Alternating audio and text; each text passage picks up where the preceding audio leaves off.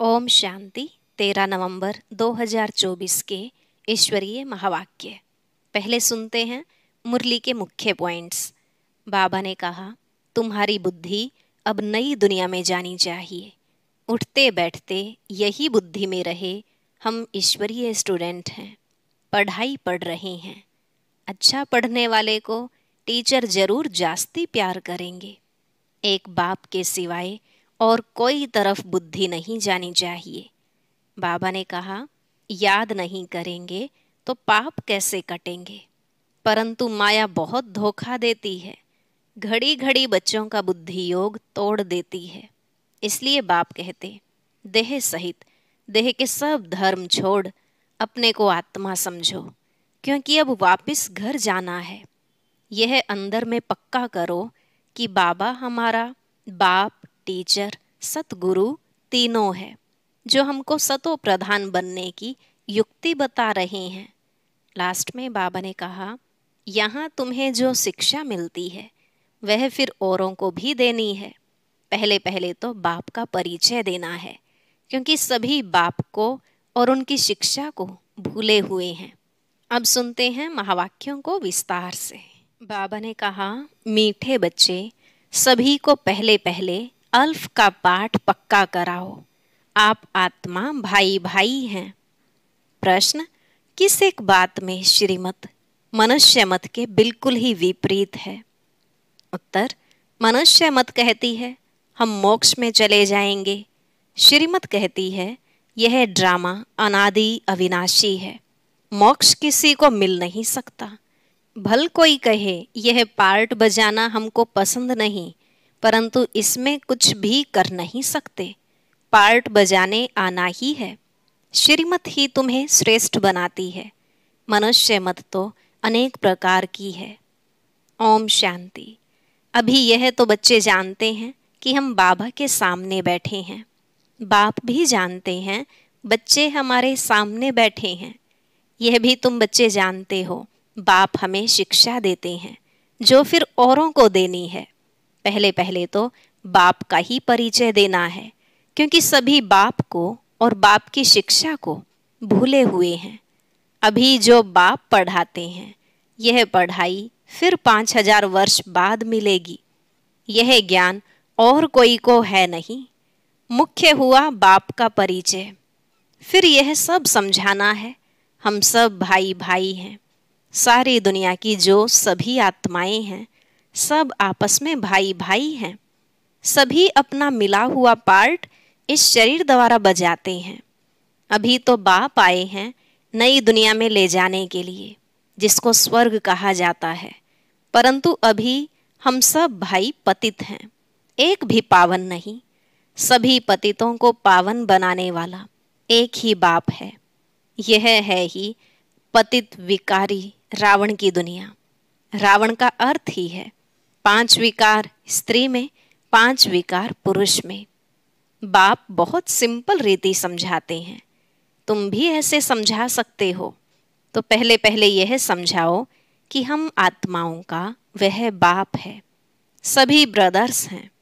पूछो यह ठीक है? लिखो हम सब भाई भाई हैं, हमारा बाप भी एक है। हम सब सोल्स का वह है सुप्रीम सोल, उनको फादर कहा जाता है। यह पक्का बुद्धि में बिठाओ तो सर्वव्यापी आदि की किचड़ा पट्टी निकल जाए। अल्फ पहले पढ़ाना है। बोलो यह पहले अच्छी रीति बैठ लिखो। आगे सर्वव्यापी कहता था, अब समझता हूँ सर्वव्यापी नहीं है। हम सब भाई भाई हैं। सब आत्माएं कहती हैं गॉड फादर, परम पिता परमात्मा, अल्लाह। पहले तो यह निश्चय बिठाना है कि हम आत्मा हैं, परमात्मा नहीं है। न हमारे में परमात्मा व्यापक है, सभी में आत्मा व्यापक है। आत्मा शरीर के आधार से पार्ट बजाती है, यह पक्का कराओ। अच्छा, फिर वह बाप सृष्टि चक्र के आदि मध्य अंत का ज्ञान सुनाते हैं। बाप ही टीचर के रूप में बैठ समझाते हैं। लाखों वर्ष की तो बात नहीं, यह चक्र अनादि बना बनाया है। इक्वल कैसे है इसको जानना पड़े। सतयुग त्रेता पास्ट हुआ, नोट करो। उनको कहा जाता है स्वर्ग और सेमी स्वर्ग। वहां देवी देवताओं का राज्य चलता है। सतयुग में है 16 कला, त्रेता में है 14 कला। सतयुग का प्रभाव बहुत भारी है, नाम ही है स्वर्ग, हेवन। नई दुनिया सतयुग को कहा जाता है, उसकी ही महिमा करनी है। नई दुनिया में है ही एक आदि सनातन देवी देवता धर्म। चित्र भी तुम्हारे पास है निश्चय कराने के लिए। यह सृष्टि का चक्र फिरता रहता है। इस कल्प की आयु ही 5000 वर्ष है। अब सूर्यवंशी चंद्रवंशी तो बुद्धि में बैठा, विष्णुपुरी ही बदल राम सीतापुरी बनती है। उनकी भी डायनेस्टी चलती है ना। 2 युग पास्ट हुए, फिर आता है द्वापर युग, रावण का राज्य। देवताएं वाम मार्ग में चले जाते हैं तो विकार का सिस्टम बन जाता है। सतयुग त्रेता में सभी निर्विकारी रहते हैं, एक आदि सनातन देवी देवता धर्म रहता है। चित्र भी दिखाना है, औरली भी समझाना है। बाप हमको टीचर होकर ऐसे पढ़ाते हैं। बाप अपना परिचय खुद ही आकर देते हैं। खुद कहते हैं, मैं आता हूँ पतितों को पावन बनाने के लिए, तो मुझे शरीर जरूर चाहिए, नहीं तो बात कैसे करूं। मैं चैतन्य हूँ, सत हूँ और अमर हूँ।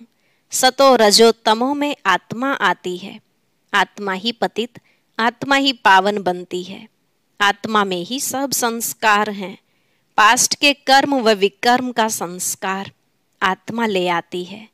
सतयुग में तो विकर्म होता नहीं, कर्म करते हैं, पार्ट बजाते हैं, परंतु वह कर्म अकर्म बन जाता है।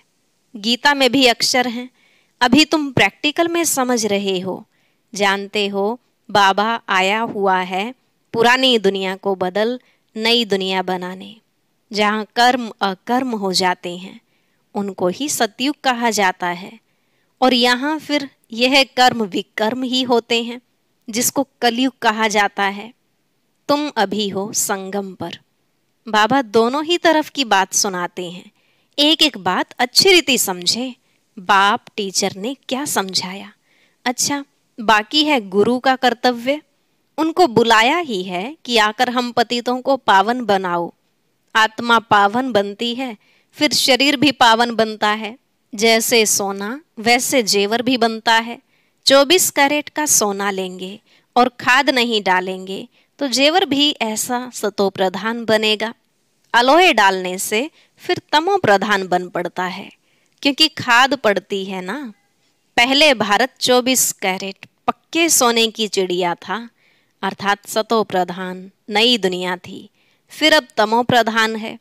पहले प्योर सोना है, नई दुनिया पवित्र, पुरानी दुनिया अपवित्र। खाद पड़ती जाती है। यह बाप ही समझाते हैं, और कोई मनुष्य गुरु लोग नहीं जानते। बुलाते हैं आकर पावन बनाओ। सतगुरु का काम है वानप्रस्थ अवस्था में मनुष्यों को ग्रस्त से किनारा कराना। तो यह सारी नॉलेज ड्रामा प्लान अनुसार बाप ही आकर देते हैं। वह है मनुष्य सृष्टि का बीज रूप। वही सारे वृक्ष की नॉलेज समझाते हैं। शिव बाबा का नाम सदैव शिव ही है। बाकी आत्माएं सब आती हैं पार्ट बजाने, तो भिन्न भिन्न नाम धराती हैं। बाप को बुलाते हैं, परंतु उन्हें जानते नहीं। वह कैसे भाग्यशाली रथ में आते हैं तुमको पावन दुनिया में ले जाने। तो बाप समझाते हैं, मैं उनके तन में आता हूँ जो बहुत जन्मों के अंत में है। पूरा 84 जन्म लेते हैं राजाओं का राजा बनाने के लिए। इस भाग्यशाली रथ में प्रवेश करना होता है। पहले नंबर में है श्री कृष्ण, वह है नई दुनिया का मालिक। फिर वही नीचे उतरते हैं, सूर्यवंशी चंद्रवंशी, फिर वैश्य शूद्रवंशी, फिर ब्रह्मावंशी बनते हैं, गोल्डन से सिल्वर। फिर तुम आयरन से गोल्डन बन रहे हो। बाप कहते हैं, मुझ एक अपने बाप को याद करो जिसमें मैंने प्रवेश किया है। इनकी आत्मा में तो जरा भी यह नॉलेज नहीं थी, इनमें मैं प्रवेश करता हूँ, इसलिए इनको भाग्यशाली रथ कहा जाता है। खुद कहते हैं, मैं इनके बहुत जन्मों के अंत में आता हूँ। गीता में अक्षर एक्यूरेट हैं। गीता को ही सर्वशास्त्रमयी शिरोमणि कहा जाता है। इस संगम युग पर ही बाप आकर ब्राह्मण कुल और देवी देवता कुल की स्थापना करते हैं। औरों का तो सबको मालूम है ही, इनका कोई को पता नहीं है। बहुत जन्मों के अंत में अर्थात संगम युग पर ही बाप आते हैं। बाप कहते हैं, मैं बीज रूप हूँ।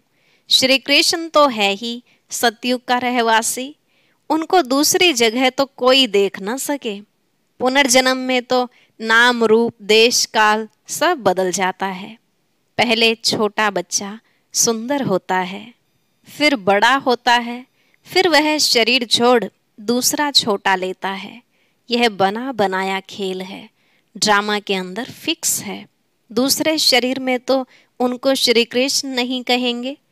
उस दूसरे शरीर पर नाम आदि फिर दूसरा पड़ेगा। समय, फीचर्स, तिथि, तारीख आदि सब बदल जाता है। वर्ल्ड की हिस्ट्री, ज्योग्राफी हूबहू रिपीट कहा जाता है।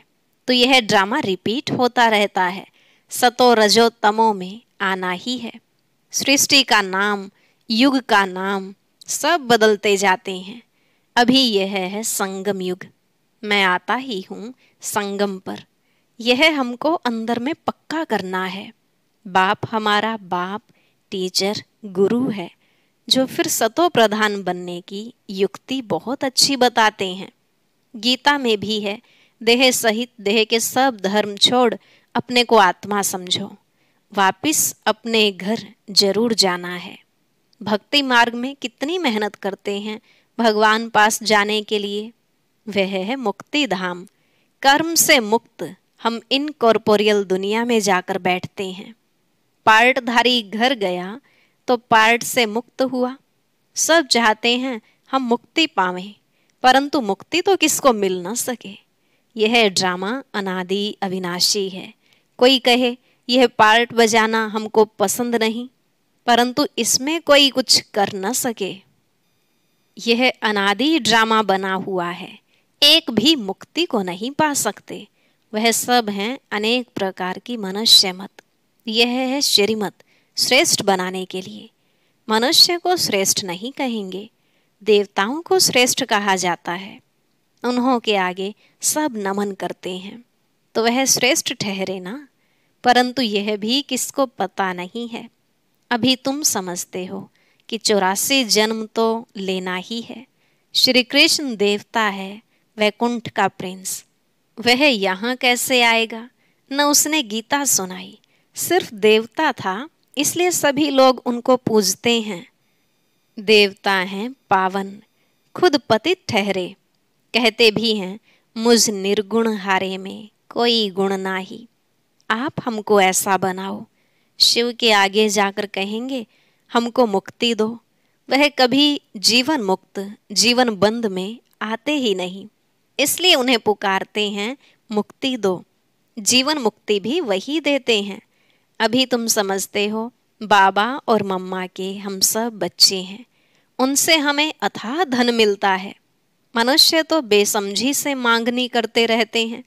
बेसमझ तो जरूर दुखी ही होंगे ना। अथाह दुख भोगने पड़ते हैं। तो यह सब बातें बच्चों को बुद्धि में रखनी है।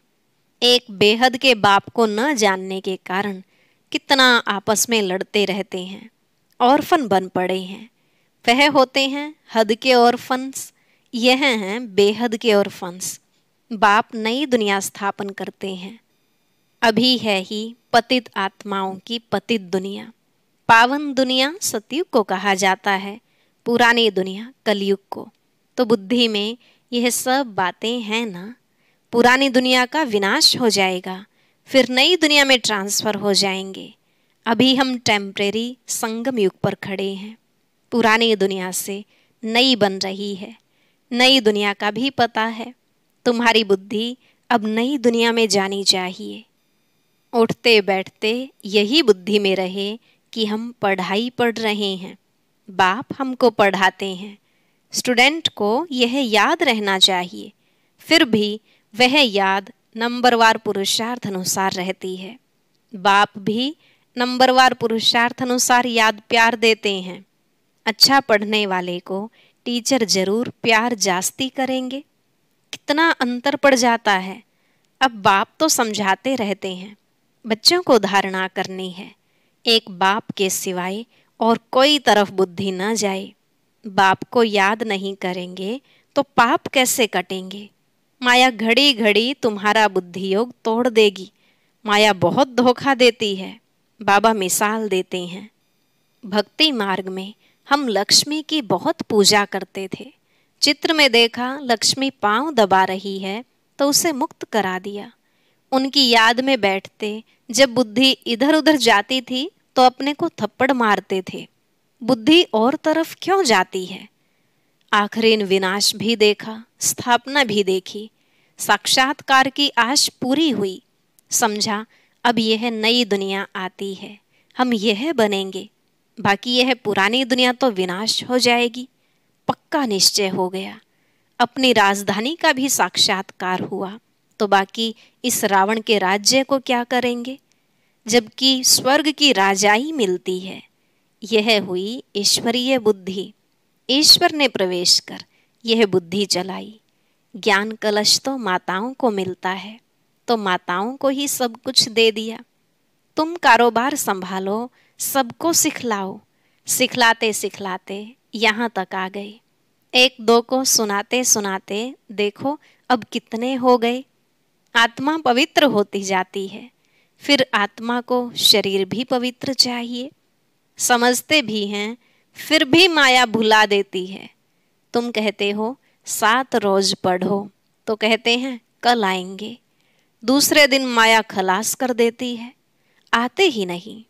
भगवान पढ़ाते हैं तो भगवान से नहीं आकर पढ़ते हैं। कहते भी हैं हाँ जरूर आएंगे, परंतु माया उड़ा देती है, रेगुलर होने नहीं देती है। जिन्होंने कल्प पहले पुरुषार्थ किया वह जरूर करेंगे, और कोई हट्टी है नहीं। तुम पुरुषार्थ बहुत करते हो, बड़े बड़े म्यूजियम बनाते हो। जिन्होंने कल्प पहले समझा है वही समझेंगे। विनाश होना है, स्थापना भी होती जाती है। आत्मा पढ़कर फर्स्ट क्लास शरीर लेगी। एम ऑब्जेक्ट यह है ना, यह याद क्यों नहीं पड़ना चाहिए। अभी हम नई दुनिया में जाते हैं अपने पुरुषार्थ अनुसार। अच्छा, मीठे मीठे सिकिलधे बच्चों प्रति माता पिता बाप दादा का याद प्यार और गुड मॉर्निंग। रूहानी बाप की रूहानी बच्चों को नमस्ते। रूहानी बच्चों की रूहानी बाप दादा को नमस्ते नमस्ते, गुड मॉर्निंग। शुक्रिया बाबा, शुक्रिया। धारणा के लिए मुख्य सार। पहला पॉइंट, बुद्धि में सदा याद रहे कि अभी हम थोड़े समय के लिए संगम युग में बैठे हैं। पुरानी दुनिया विनाश होगी तो हम नई दुनिया में ट्रांसफर हो जाएंगे, इसलिए इससे बुद्धि योग निकाल देना है। दूसरा, सभी आत्माओं को बाप का परिचय दे कर्म अकर्म विकर्म की गुह्य गति सुनानी है। पहले अल्फ का ही पाठ पक्का कराना है। आज का वरदान, श्रेष्ठ प्राप्तियों के प्रत्यक्ष फल द्वारा सदा खुशहाल रहने वाले एवर हेल्दी भव। श्रेष्ठ प्राप्तियों के प्रत्यक्ष फल द्वारा सदा खुशहाल रहने वाले एवर हेल्दी भव। बाबा ने कहा संगम युग पर अभी अभी किया और अभी अभी श्रेष्ठ प्राप्ति की अनुभूति हुई, यही है प्रत्यक्ष फल। सबसे श्रेष्ठ फल है समीपता का अनुभव होना। आजकल साकार दुनिया में कहते हैं कि फल खाओ तो तंदुरुस्त रहेंगे। हेल्दी रहने का साधन फल बताते हैं, और आप बच्चे हर सेकंड प्रत्यक्ष फल खाते ही रहते हो, इसलिए एवर हेल्दी हो ही। यदि आपसे कोई पूछे कि आपका क्या हाल चाल है, तो बोलो कि फरिश्तों की चाल है और खुशहाल है। स्लोगन, सर्व की दुआओं के खजाने से संपन्न बनो तो पुरुषार्थ में मेहनत नहीं करनी पड़ेगी। सर्व की दुआओं के खजाने से संपन्न बनो तो पुरुषार्थ में मेहनत नहीं करनी पड़ेगी। अच्छा, ओम शांति। बहुत पुरुषार्थ करने के बाद भी कोई फल नहीं मिलता, अर्थात सफलता नहीं मिलती, तो ऐसे में क्या करें? जानने के लिए सुनते हैं आज का अव्यक्त ज्ञान मोती।